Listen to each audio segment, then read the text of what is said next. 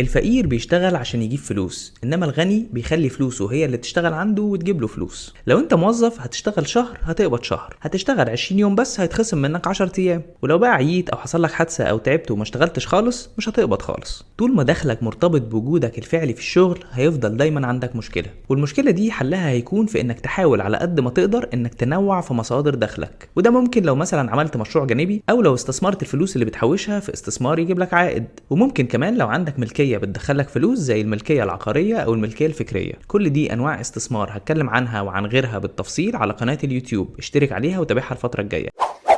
طول ما في سقف لمرتبك فرصة انك انت توصل للحرية المالية بتكون قليلة جدا او شبه منعدمة. فلو مفيش قدامك غير الوظيفة يبقى على الاقل حاول تدور على الوظيفة اللي يكون فيها كمان جنب المرتب عمولة او حتى نصيب في جزء من ارباح الشركة اللي انت بتشتغل فيها، وبكده هتلاقي نفسك زودت دخلك وشلت ولو جزئيا السقف اللي موجود على مرتبك. وكمان هتشتغل اكتر واحسن لما تحس ان انت شريك في المكسب مش مجرد موظف وخلاص.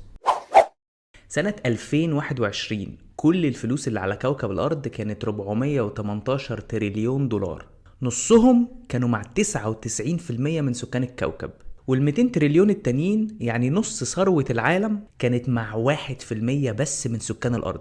تفتكر كام واحد من ال1% دول بيشتغل موظف؟ المربك بقى ان اغلب ال99% التانيين يا اما بيشتغلوا موظفين يا اما بيدوروا على وظيفة. لو انت موظف انا مش هدفي ان انا احبطك نهائي، انا بس بقولك على معلومة ممكن تغير طريقة تفكيرك، ونصيحتي ليك حاول دايما يكون عندك مصدر دخل تاني جنب الوظيفة.